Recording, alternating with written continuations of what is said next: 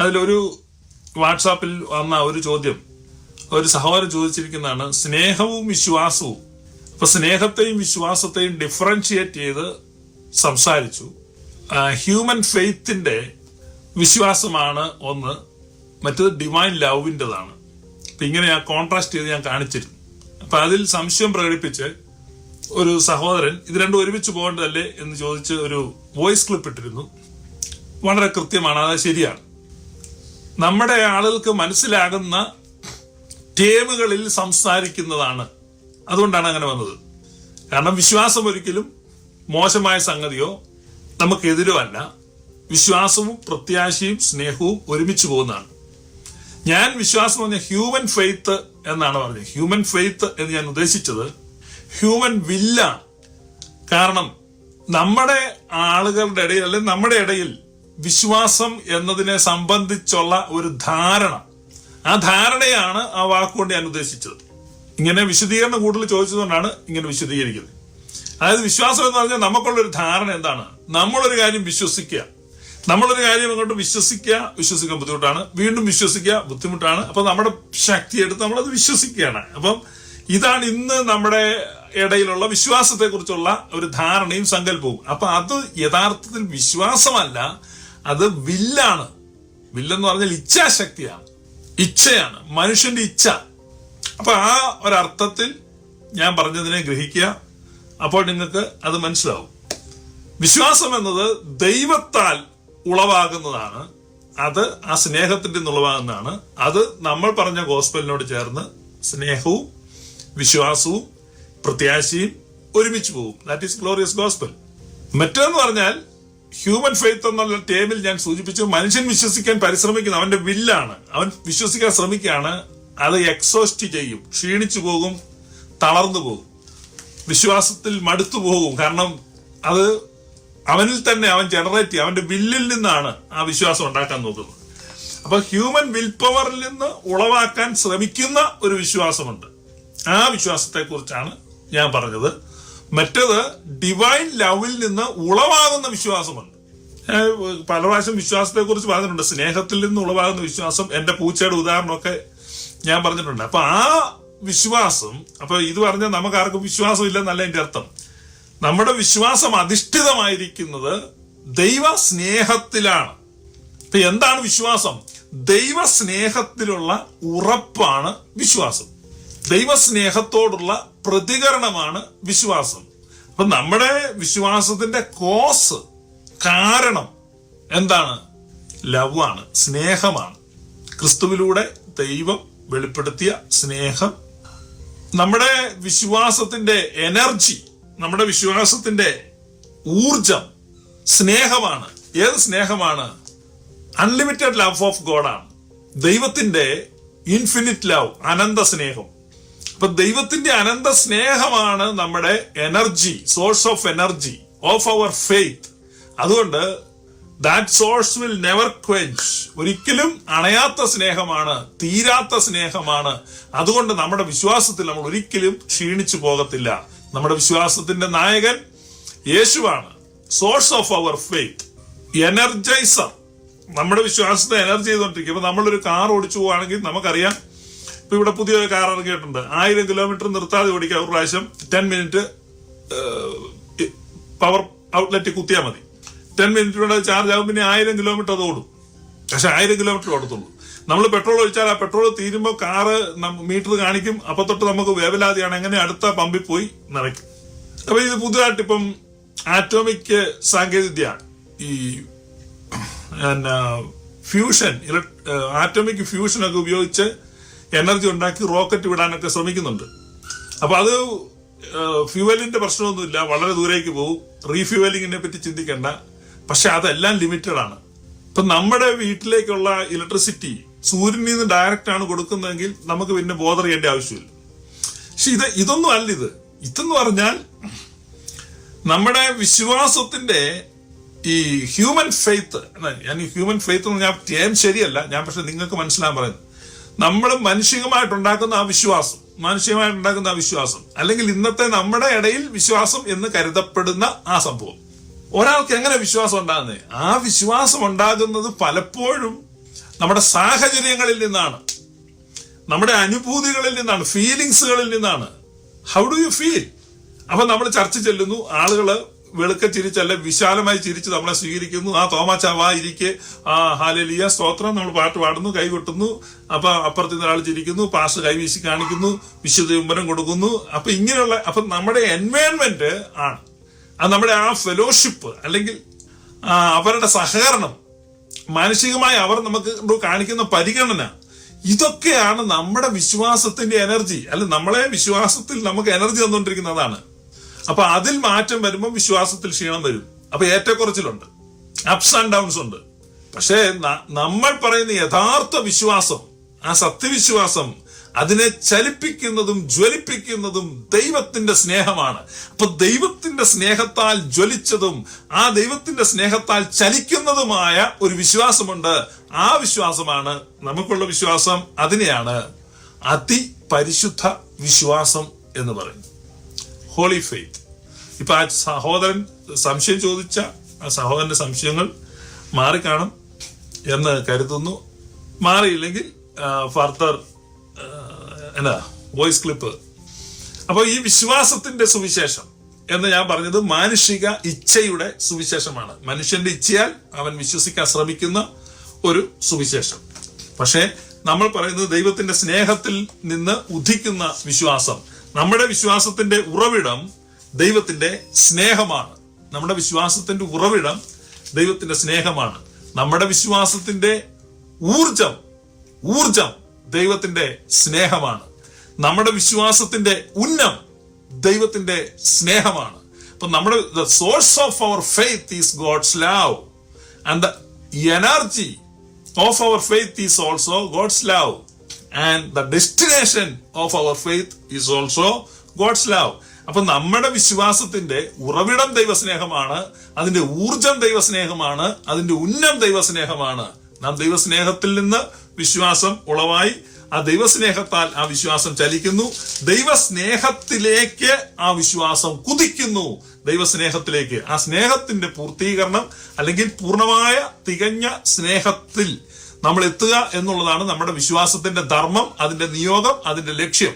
അപ്പൊ തികഞ്ഞ സ്നേഹത്തിലേക്ക് നമ്മൾ എത്തുമ്പോൾ ഗോഡ് ഈസ് ലവ്, ദൈവം സ്നേഹമാകുന്നു. അതാണ് അവന്റെ നിറവിൽ നിന്ന് നാം എല്ലാവരും കൃപയ്ക്കുമേൽ കൃപ പ്രാപിക്കും. ഫ്രം ഹിസ് ഫുൾനെസ്, അവന്റെ നിറവ്, ആ എനർജി സോഴ്സ് ആണ്. ആ സോഴ്സിൽ നിന്ന് നാം എന്ത് പ്രാപിക്കും? കൃപ പ്രാപിക്കും. കൃപയ്ക്കുമേൽ കൃപ പ്രാപിക്കും. നാം കൃപയ്ക്കുമേൽ കൃപ പ്രാപിച്ച് ക്രിസ്തു എന്ന അതേ പ്രതിമയായി രൂപാന്തരപ്പെടും. നാം കൃപയ്ക്കുമേൽ കൃപ പ്രാപിച്ച് ക്രിസ്തു എന്ന അതേ പ്രതിമയായി രൂപാന്തരപ്പെടും.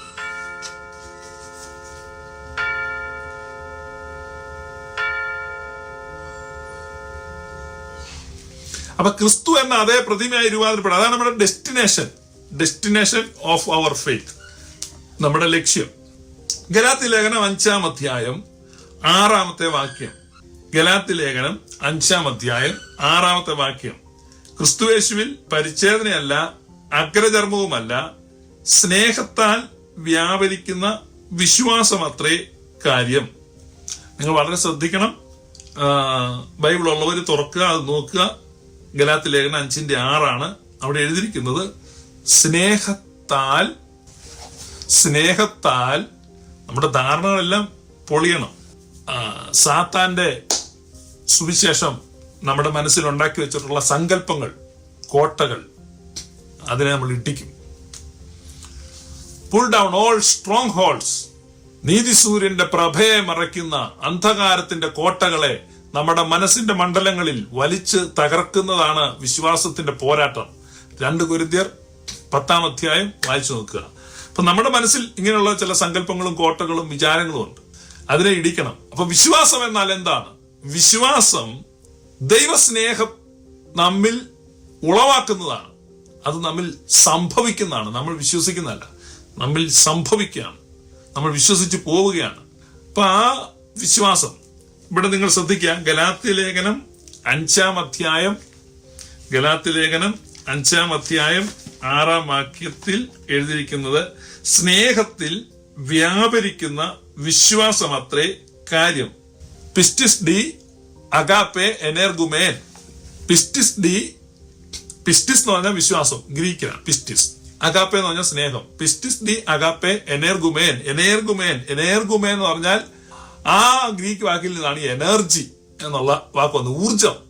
അപ്പൊ എനർഗുമേൻ, അപ്പൊ പിസ്റ്റിസ് ഡി അഗാപ്പെ എനർഗുമേൻ എന്ന് പറഞ്ഞാൽ ആ സ്നേഹത്താൽ എനർജൈസ് ചെയ്യപ്പെട്ട വിശ്വാസം. അതാണ് നമ്മൾ പറഞ്ഞത്. അതിന് വാക്യമുണ്ട്. ഈ വാക്യം കാണണം എന്ന് നിർബന്ധമുള്ള ചില ആളുകളുണ്ട്. അവർക്ക് വേണ്ടി ഈ വാക്യം വായിക്കുന്നത്. നമ്മുടെ ബഹുഭൂരിപക്ഷം ആളുകൾക്കും കാര്യങ്ങൾ മനസ്സിലാവും. പക്ഷെ ചില ആൾക്ക് അങ്ങനെ ഒരു ഇതുണ്ട്, വാക്യം വേണം, അവർക്ക് കുറിക്കണം.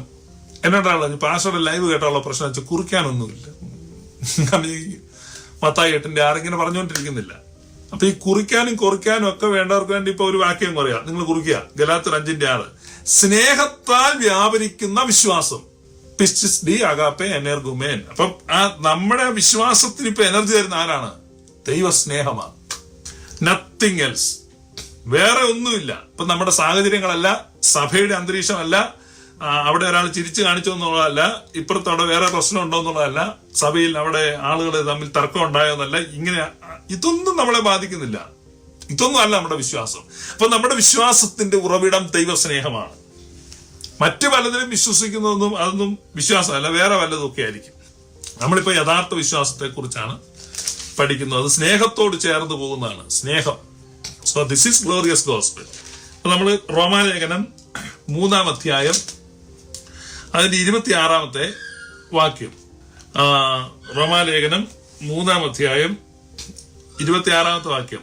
താൻ നീതിമാനും യേശുവിൽ വിശ്വസിക്കുന്നവനെ നീതീകരിക്കുന്നവനും ആകേണ്ടതിന് ഈ കാലത്ത് തന്റെ നീതിയെ പ്രദർശിപ്പിപ്പാൻ തന്നെ അങ്ങനെ ചെയ്തത്. താൻ നീതിമാനും യേശുവിൽ വിശ്വസിക്കുന്നവനെ നീതീകരിക്കുന്നവനും ആകേണ്ടതിന് ഈ കാലത്ത് തന്റെ നീതിയെ പ്രദർശിപ്പിപ്പാൻ തന്നെ അങ്ങനെ ചെയ്തത്. നമ്മുടെ ഗ്ലോറിയസ് ഗോസ്പൽ ഇവിടെ കാണുകയാണ്. അതിന് 29-ാമത്തെ വാക്യം കൊണ്ട് ഞാൻ ഒന്ന് സ്കിപ്പ് ചെയ്തിട്ട് വായിക്കാം. അല്ല, ദൈവം യഹൂദന്മാരുടെ ദൈവം മാത്രമോ, ജാതികളുടെയും ദൈവമല്ലയോ? നമ്മളിപ്പം വായിക്കുമ്പം നമ്മുടെ അണ്ടർസ്റ്റാൻഡിങ്ങിനത് അല്ല, ദൈവം ക്രിസ്ത്യാനികളുടെ ദൈവം മാത്രമോ, അങ്ങനെയാണ് വായിക്കാം. ക്രിസ്ത്യാനികളുടെ ദൈവം മാത്രമോ, ജാതികളുടെയും ദൈവമല്ലയോ? അതെ, ജാതികളുടെയും ദൈവമാകുന്നു. ദൈവം ഏകനല്ലോ. അവൻ വിശ്വാസം മൂലം പരിച്ഛേദനക്കാരെയും വിശ്വാസത്താൽ അഗ്രചർമ്മികളെയും നീതീകരിക്കുന്നു. ഞാൻ ഈ പറഞ്ഞത് ആ ജനറൽ ആയിട്ടുള്ള ഒരു കാഴ്ചപ്പാട് കിട്ടാനാണ്. സകലവർക്കും ഒരുപോലെ തന്റെ നീതിയെ വർഷിക്കുന്നു. അപ്പോൾ താൻ നീതിമാനും, അവിടെ പറയാണ്, താൻ നീതിമാനും യേശുവിൽ വിശ്വസിക്കുന്നവനെ നീതീകരിക്കുന്നവനും ആകയാൽ. താൻ നീതിമാനും യേശുവിൽ വിശ്വസിക്കുന്നവനെ നീതീകരിക്കുന്നവനും ആകയാൽ ദൈവം തന്റെ നീതിയെ പ്രദർശിപ്പിപ്പാൻ അങ്ങനെ ചെയ്തു. അതുകൊണ്ട് അങ്ങനെ മനുഷ്യർ ന്യായപ്രമാണത്തിന്റെ പ്രവൃത്തി കൂടാതെ വിശ്വാസത്താൽ തന്നെ നീതീകരിക്കപ്പെടുന്നു എന്ന് നാം അനുമാനിക്കുന്നു. ഇപ്പൊ ന്യായപ്രമാണത്തിന്റെ ഇപ്പൊ 2 കാര്യങ്ങളാണ് അവിടെ പറയുന്നത്. ഒന്ന്, വിൽ ഓഫ് മാൻ. ഞാൻ ആ ടേം മാറ്റി പറയാണ്. മനുഷ്യന്റെ വിൽ പവർ എന്ന് പറഞ്ഞാൽ ഇച്ഛാശക്തി, ന്യായപ്രമാണം. ഈ ന്യായപ്രമാണം നമുക്ക് തന്നിരിക്കുമ്പോൾ ആ ന്യായപ്രമാണം അനുസരിക്കുന്നത് മുഴുവൻ നമ്മുടെ വിൽ പവറാണ്, നമ്മുടെ ഇച്ഛാശക്തി കൊണ്ടാണ്. അതാണ് പൗലോസ്ലീഹ പറയുന്നത്, ഞാൻ പരാജയപ്പെട്ടിരിക്കുന്നു. കാരണം നന്മ ചെയ്യാൻ ഞാൻ ഇച്ഛിക്കുന്നു. അപ്പൊ എന്റെ വിൽ പവർ കൊണ്ട് ഞാൻ നന്മ ചെയ്യാൻ ശ്രമിക്കുന്നു, പക്ഷെ ഞാൻ തിന്മയാണ് പ്രവർത്തിക്കുന്നത്. അപ്പൊ വിൽ പവർ എക്സോസ്റ്റ് ചെയ്യും. അതിനെക്കുറിച്ച് യെശയ്യാ പ്രവാചകൻ ബ്യൂട്ടിഫുൾ ആയിട്ട് പ്രവചിക്കുന്നുണ്ട്. നിങ്ങളുടെ യൗവനക്കാർ തളർന്നു വീഴും, നിങ്ങളുടെ ബാല്യക്കാർ ക്ഷീണിച്ചു പോകും, എങ്കിലും യഹോവയെ കാത്തിരിക്കുന്നവർ ശക്തിയെ പുതുക്കും എന്ന് പറഞ്ഞ യൗവനക്കാരെന്നൊക്കെ പറഞ്ഞാൽ നല്ല ആരോഗ്യമുള്ളവരാണ്, ഭയങ്കര വിശ്വാസികൾ. അപ്പൊ നമ്മുടെ ആ വിൽ പവർ ഉപയോഗിച്ച് ഞാൻ വ്യഭിചാരം ചെയ്യുന്നില്ല. നമ്മൾ ചെറുപ്പത്തിലെ ഇങ്ങനെ ഓരോന്ന് പഠിക്കാം. നമുക്കൊരു മോറൽ സ്റ്റാൻഡേർഡാണ്, മോറൽ ക്രൈറ്റീരിയ ഒക്കെ വെച്ച് നമ്മൾ ദൈവത്തെ പ്രസാദിപ്പിക്കുക. അല്ലെങ്കിൽ അപ്പൊ നമ്മൾ നോക്കുക, നമ്മൾ വ്യഭിചാരം ചെയ്യുന്നില്ല, മോഷ്ടിക്കുന്നില്ല, കള്ളസാക്ഷ്യം പറയുന്നില്ല, കള്ളം പറയുന്നില്ല, ആരോടും വഴക്ക് പിടിക്കുന്നില്ല. അപ്പൊ നമ്മൾ അങ്ങ് സ്ട്രൈവ് ചെയ്യുകയാണ്, നമ്മുടെ വിൽ പവർ കൊണ്ട് അച്ചീവ് ചെയ്യാൻ ശ്രമിക്കുകയാണ്.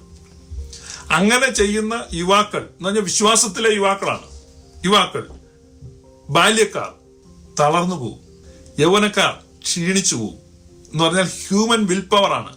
പക്ഷെ യഹോവയെ കാത്തിരിക്കുന്നവർ, those who wait upon the Lord, അപ്പൊ അവർക്കെന്ത് സംഭവിക്കും? അവർ കഴുകന്മാരെ പോലെ ചിറകടിച്ച് കയറും. അവർ കഴുകന്മാരെ പോലെ ചിറകടിച്ച്, ഈ കഴുകന്മാര് മുകളിലേക്ക് ഉയരുന്നുണ്ടോ? കഴുകൻ അതിഭയങ്കരമായ പൊക്കത്തിൽ ഇത് പറന്നു പോകും. അത് പറക്കുന്ന എങ്ങനെയാന്ന് വെച്ച് കഴിഞ്ഞാൽ ഈ വായുവിൽ എയർ പോക്കറ്റുകളുണ്ട്. എയർ പോക്കറ്റുകൾ എന്ന് പറഞ്ഞാൽ നമ്മൾ ഈ ഫ്ലൈറ്റ് പോകുമ്പോൾ എയർ ടർബുലൻസ് എന്നൊക്കെ പറഞ്ഞിട്ടുണ്ട്. ഇങ്ങനെ വിമാനം കുലുങ്ങും എന്ന് പറഞ്ഞാൽ നമ്മുടെ ഈ ചുഴിയും മലരിയും നദിയിലുള്ളതുപോലെ വായുമണ്ഡലത്തിൽ ഇങ്ങനെ പ്രവാഹങ്ങളുണ്ട്. അതിങ്ങനെ കറങ്ങി കറങ്ങി കറങ്ങി കറങ്ങി കറങ്ങി മുകളിലോട്ട് പോകുന്ന 10, 300, 400 അടി പൊക്കത്തിലോട്ട് പോകും. അപ്പൊ അങ്ങനെയുള്ള വായു പ്രവാഹം തൂണുകൾ പോലെയുണ്ട്. അതിന് നല്ല ചൂടുണ്ട്, ചൂട് വായു. അപ്പൊ ഈ കഴുകൻ ഒരിക്കലും തന്നെ പറക്കത്തില്ല. കഴുകൻ ഇങ്ങനെ നോക്കും. ഈ വായു തൂണ് വരുന്നിടത്ത് കഴുകൻ ചിറക് ദേഹത്തോട്ട് ഒതുക്കിയിട്ട് ഒരൊറ്റ കുതിപ്പാണ്. ഈ വായു പ്രവാഹത്തിനകത്ത് കയറി കഴിഞ്ഞാൽ ഉടനെ കഴുകൻ ചിറക് വിരിച്ചങ്ങ് നിൽക്കും. ഇത് ലിഫ്റ്റേ പോകുന്ന പോലെ, എലിവേറ്ററെ പൊക്കിക്കൊണ്ട് പോകുന്ന പോലെ കഴുകനെ പൊക്കി അങ്ങ് പോകും. പൊങ്ങി പൊങ്ങി പൊങ്ങി പൊങ്ങി. അപ്പൊ നല്ലൊരു ഹോട്ട് എയർ മസാജ് കഴുകന്റെ ബോഡിക്ക് കിട്ടുകയാണ്. അപ്പൊ കഴുകൻ ഒരു 500 അടി പൊങ്ങുമ്പോ കഴുകന് ക്ഷീണമില്ലെന്ന് മാത്രമല്ല നല്ല ഉത്സാഹമാണ്. കാരണം നല്ലൊരു മസാജ് കിട്ടി. ആ ലെവലിൽ നിന്ന് കഴുകൻ വീണ്ടും പോയിട്ട് അടുത്ത എയർ പോക്കറ്റ് തപ്പും. ആ എയർ പോക്കറ്റിൽ കയറി നിൽക്കും. ഇതാ എഴുതി വെച്ചിരിക്കുന്നത്, കഴുകൻ ചിറകടിച്ച് കയറുന്നത് പോലെ എന്ന് പറഞ്ഞാൽ വിത്ത് നോ എഫോർട്ട്. നമ്മുടെ എഫോർട്ട് ഒന്നുമില്ല, നമ്മുടെ അധ്വാനമില്ല അവിടെ. പക്ഷെ യൗവനക്കാർ ക്ഷീണിച്ചു പോവും. കാക്കയൊക്കെയാണ്, കാക്കയുടെ സുവിശേഷമൊക്കെ. കാക്കയ്ക്കൊന്നും ചിന്തിക്കാൻ പറ്റത്തില്ല. പക്ഷെ ഈ കഴുകൻ ഇങ്ങനെ പൊങ്ങിക്കൊണ്ടിരിക്കും. ഉയരം കൂടും തോറും ഉത്സാഹവും കൂടും. ഉയരം കൂടും തോറും ഉത്സാഹം കൂടും, കാരണം ക്ഷീണം വരുന്നില്ല. അപ്പൊ അതാണ്, യൗവനക്കാർ ക്ഷീണിച്ചു പോകും, ബാല്യക്കാർ തളർന്നു പോകും. എന്നാൽ യഹോവയെ കാത്തിരിക്കുന്നവൻ ശക്തിയെ പുതുക്കും. യഹോവയെ കാത്തിരിക്കുന്നവൻ ശക്തിയെ പുതുക്കും. യഹോവയെ കാത്തിരിക്കുന്നവൻ ശക്തിയെ പുതുക്കും.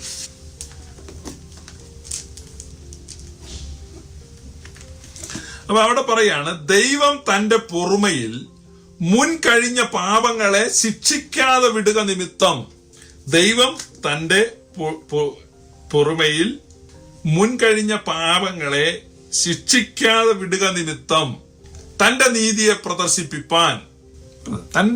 പ്രദർശിപ്പിപ്പാൻ. ഇത് ആരുടെ നീതിയാണ്?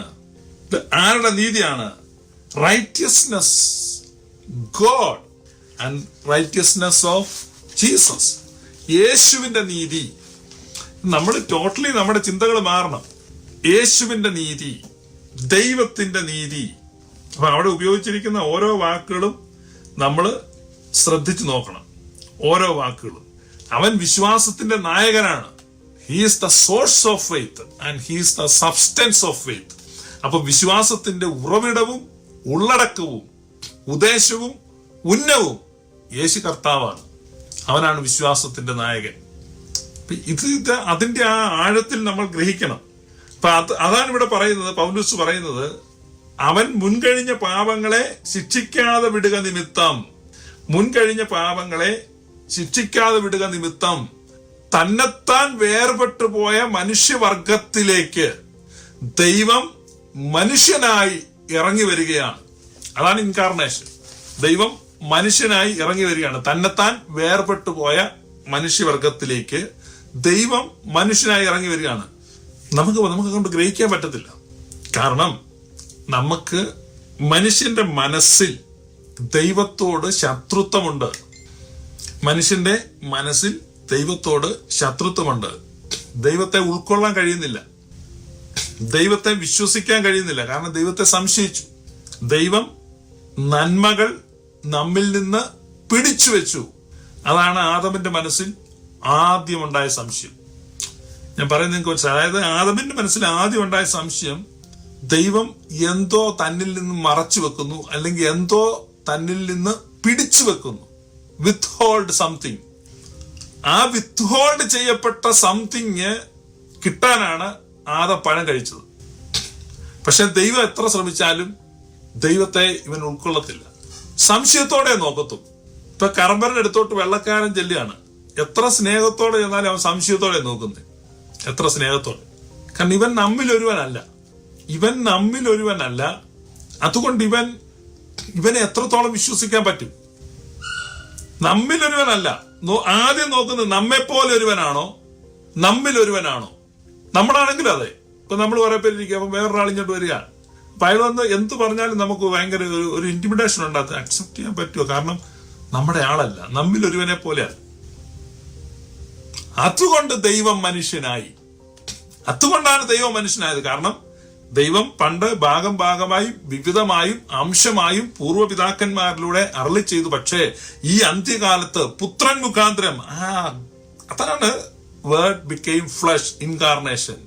ദൈവം വിശ്വാസത്തിന്റെ നായകൻ. Now you can believe me. ദൈവം മനുഷ്യനായി. ഔട്ട് ഓഫ് ഹിസ് ലവ് എന്ന് പറഞ്ഞാൽ അവന്റെ ആ അനന്ത സ്നേഹത്തിന്റെ യുഗങ്ങളായിട്ട് നീളുന്ന ആ സ്നേഹത്തിന്റെ പൂർത്തീകരണം, ആ സ്നേഹത്തിന്റെ ജഡധാരണമാണ്. ഇൻകാർണേഷൻ ഓഫ് ലവ് ആണ്. സ്നേഹം ജഡമായി തീരുക. മനുഷ്യന് വേണ്ടി, മനുഷ്യന് വിശ്വസിക്കാൻ വേണ്ടി, മനുഷ്യന് കാണുവാൻ വേണ്ടി, മനുഷ്യന് കേൾക്കുവാൻ വേണ്ടി, മനുഷ്യന് തൊടുവാൻ വേണ്ടി. അതുകൊണ്ടാണ് യോഹന്നാൻ പറയുന്നത്, ആദ്യം മുതലുള്ളതും ഞങ്ങൾ കണ്ടതും ഞങ്ങൾ സൂക്ഷിച്ചു വീക്ഷിച്ചതും ഞങ്ങൾ ശ്രവിച്ചതും ഞങ്ങൾ സ്പർശിച്ചതും. മനസ്സിലായോ? അപ്പം ഞങ്ങൾ കണ്ടതും ഞങ്ങൾ നോക്കിയതും ഞങ്ങൾ കേട്ടതും ഞങ്ങൾ തൊട്ടതും ആയ ജീവന്റെ വചനം. Life from that love. സ്നേഹത്തിൽ നിന്നുള്ള ആ ജീവൻ. ആ സ്നേഹത്തിൽ നിന്നുള്ള ജീവനെ യോഹന്നാന്റെ ഭാഷയിൽ പറഞ്ഞാൽ ഞങ്ങൾ കണ്ടു, ഞങ്ങൾ നോക്കി, ഞങ്ങൾ കേട്ടു, ഞങ്ങൾ തൊട്ടു. അവിടെ വിശ്വാസം സംഭവിക്കുകയാണ്. അതിനാണ് ദൈവം മനുഷ്യനായത്. ഇൻകാർണേഷൻ. ആ ഇൻകാർണേഷനെ കുറിച്ചാണ് ഇവിടെ പ്രതിപാദിക്കുന്നത്. ദൈവം മനുഷ്യനായി നമ്മുടെ ഇടയിൽ വന്നു. കൃപയും സത്യവും നിറഞ്ഞ് അവൻ നമ്മുടെ ഇടയിൽ പാർത്തു. യോഹന്നാൻ എഴുതിയിരിക്കുന്ന ഹി ടാബർനാക്കിൾഡ് എമംഗ് us. അവൻ നമ്മുടെ ഇടയിൽ കൂടാരമടിച്ച് താമസിച്ചു. ദൈവം നമ്മോട് കൂടെ, ഇമ്മാനുവേൽ. അപ്പൊ ആദമിനത് വിശ്വസിക്കാൻ കഴിഞ്ഞില്ല. അപ്പൊ ആദമിന് സംശയമുണ്ടായി. അവൻ എന്തോ വിത്ത്ഹോൾഡ് ചെയ്യുന്നു. ആ സംശയത്തെ ദൂരീകരിക്കാനാണ് റോമാലേഖനത്തിൽ വരുമ്പോ പൗലോസ് ഇങ്ങനെ എഴുതുന്നുണ്ട്, സ്വന്തം പുത്രനെ ആദരിക്കാതെ അവനെ നമുക്ക് ഏൽപ്പിച്ചു തന്നവൻ. Will he withhold anything? അപ്പൊ ആദമിന്റെ മനസ്സിലുണ്ടായ ചോദ്യത്തിനുള്ള ഉത്തരമാണ് പൗലോസ് എഴുതുന്നത്. Will he withhold anything? Will he withhold anything else? കാരണം ആദ്യം ചിന്തിച്ചത് അവൻ എന്തോ ഒരു പ്രിവിലേജ് ദൈവം വിത്ത്ഹോൾഡ് ചെയ്തിട്ടുണ്ട്, ദൈവത്തെ പോലെ ആകാൻ പറ്റുമെന്നൊക്കെ പറഞ്ഞു. എന്തോ ഒന്ന് ലാക്കിങ് സംതിങ്, എനിക്കെന്തോ ഒരു കുറവുണ്ട്. ആ പഴം തിന്നു കഴിഞ്ഞപ്പോഴേക്കും അവന്റെ കുറവുകൾ മാത്രമേ അവന് കാണാൻ പറ്റുന്നുള്ളൂ.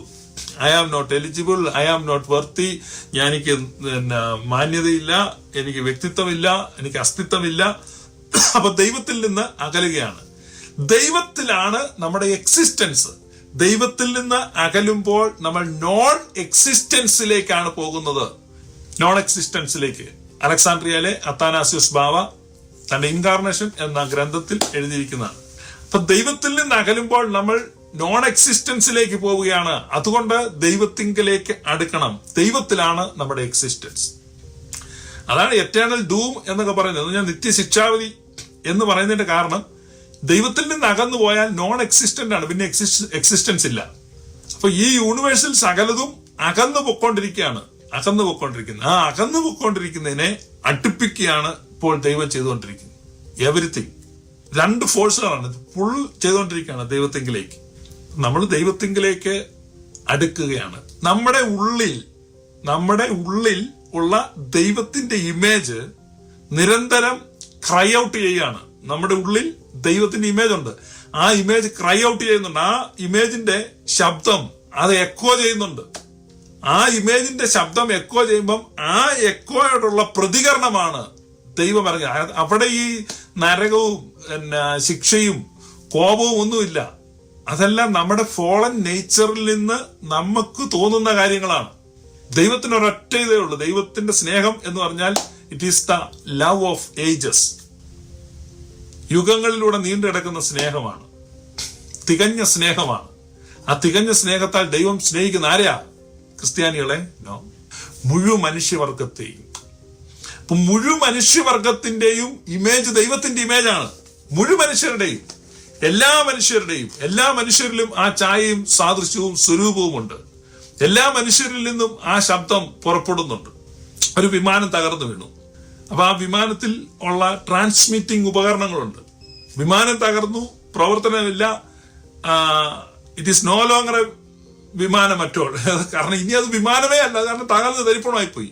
സ്റ്റിൽ ആ വിമാനത്തിൽ നിന്ന് എന്ത് ചെയ്യും? സിഗ്നൽ പൊക്കോണ്ടിരിക്കുകയാണ്. അപ്പൊ ആ സിഗ്നലിനോട് ആ വിമാനത്തിന്റെ ഉടമസ്ഥ പ്രതികരിക്കുകയാണ്, സെർച്ച് ചെയ്യാണ്. അതിന്റെ അവശിഷ്ടങ്ങൾ എവിടെയാണ് അത് ചിതറിക്കിടക്കുന്നത്? എവിടെയാണ് അതിന്റെ ബ്ലാക്ക് ബോക്സ്? ഈ ബ്ലാക്ക് ബോക്സിന്റെ നിറം ഓറഞ്ചാണ്, അതുകൊണ്ടാണ് അങ്ങനെ പറഞ്ഞത്. ബ്ലാക്ക് ബോക്സ് എന്ന് പറയുന്നെങ്കിലും ഓറഞ്ചാണ് അതിന്റെ നിറം. അപ്പൊ വിമാനത്തിന്റെ ബ്ലാക്ക് ബോക്സ് എവിടെയാണ്? ബ്ലാക്ക് ബോക്സ് തപ്പുന്നു, സിഗ്നലുകളാണ്.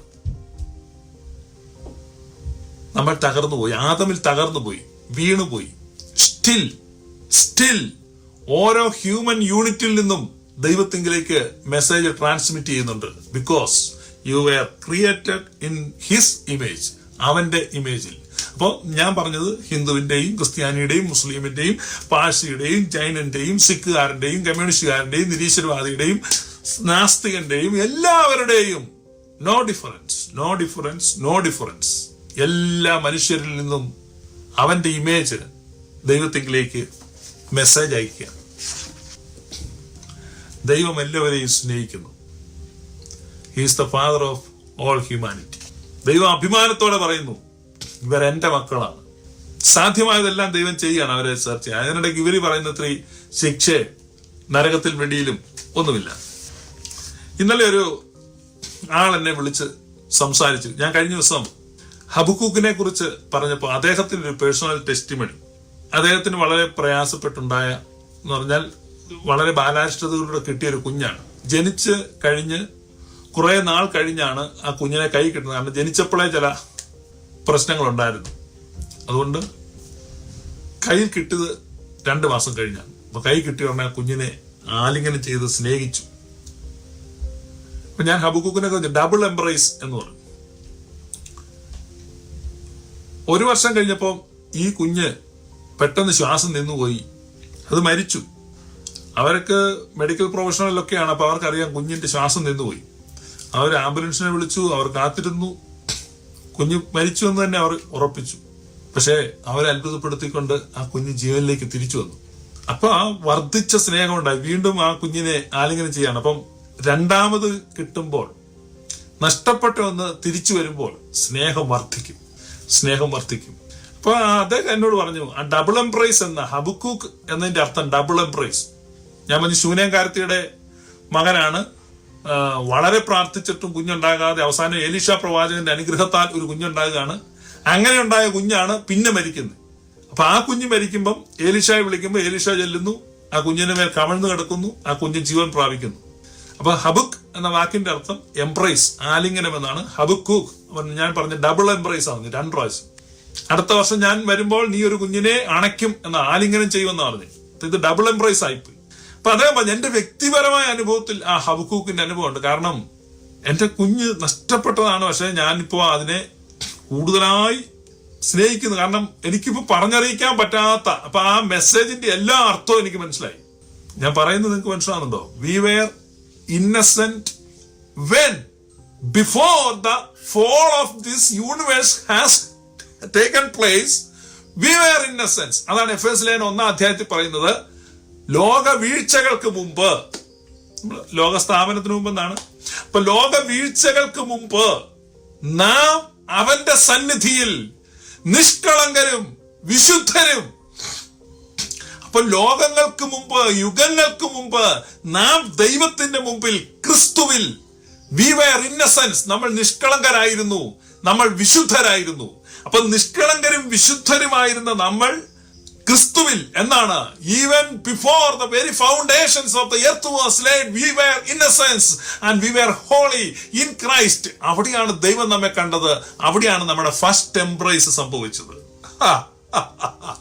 We were lost in Adam, we were dead in Adam. നമ്മൾ ആദാമിൽ മരിച്ചുപോയി, ആദാമിൽ നഷ്ടപ്പെട്ടു പോയി. നഷ്ടപ്പെട്ടു പോയതിനെ, കാണാതെ പോയതിനെ തിരഞ്ഞു കണ്ടെത്താൻ God sent his son. Now he found us. അവൻ നമ്മെ കണ്ടെത്തി. എങ്ങനെയാണ്? He became a man. ഇപ്പൊ രണ്ടാമത്തെ ആലിംഗനമാണ്. രണ്ടാമത്തെ ആലിംഗനമുണ്ടല്ലോ, അത് പ്രഥമ ആലിംഗനത്തെക്കാൾ ഊഷ്മളമാണ്, ശക്തമാണ്, ദൃഢമാണ്. This is glorious gospel. ഇപ്പോൾ നമ്മൾ ഉൾപ്പെട്ടിരിക്കുന്നത് പ്രഥമ ആലിംഗനമല്ല, ദ്വിതീയാലിംഗനം. എന്റെ ഈ മകൻ മരിച്ചവനായിരുന്നു, ഇപ്പോൾ ഇതാ ജീവിച്ചിരിക്കുന്നു. കാണാതെ പോയവനായിരുന്നു, ഇപ്പോൾ ഇതാ കണ്ടുകിട്ടിയിരിക്കുന്നു. Justified. You are justified just as if you never sinned. നീ ഒരിക്കലും പാപം ചെയ്തിട്ടില്ലാത്ത ആ പൂർവിക കാലത്ത് സകലത്തിനു മുമ്പ് ദൈവം ക്രിസ്തുവിൽ അനാദിയിൽ കണ്ട അതേ നിഷ്കളങ്കത. Yes, he has redeemed our innocence. അവൻ നമ്മുടെ നിഷ്കളങ്കതയെ വീണ്ടെടുത്തിരിക്കുന്നു. അതാണ് എഫേസ്യ ലേഖനം 1 എഴുതിയിരിക്കുന്നത്. ആ ദൈവത്തിന്റെ സ്നേഹത്തിന്റെ, ആ സ്നേഹപിതാവിന്റെ ആലിംഗനങ്ങളുടെ ഊഷ്മളതയെ തിരിച്ചറിയുന്നവർ, അവർ ആണ് ദൈവത്തെ സ്തുതിക്കുന്നത്. അവരാണ് ദൈവത്തെ സ്തുതിക്കുന്നത്. ആ സ്നേഹത്തിന്റെ ഊഷ്മളത, ആ സ്നേഹത്തിന്റെ എനർജിയിൽ നിന്നാണ് നമ്മുടെ ഫെയ്ത്ത് ചലിക്കുന്നത്. അവിടെയാണ് നമ്മുടെ വിശ്വാസ ജീവിതം, അവിടെയാണ് ഫെയ്ത്ത് ചലിക്കുന്നത്. എൻ സ്തുതിയും ഹാലേലൂയായും കർത്താവേ ഞാൻ നിർത്തരുതേ, വിധി നീതി അയ്യോ ചെയ്യരുതേ. നമ്മൾ ബ്രോക്കൺ ആയിരുന്നു, നമ്മൾ സെപ്പറേറ്റഡ് ആയിരുന്നു, നമ്മൾ എലിയനേറ്റഡ് ആയിരുന്നു.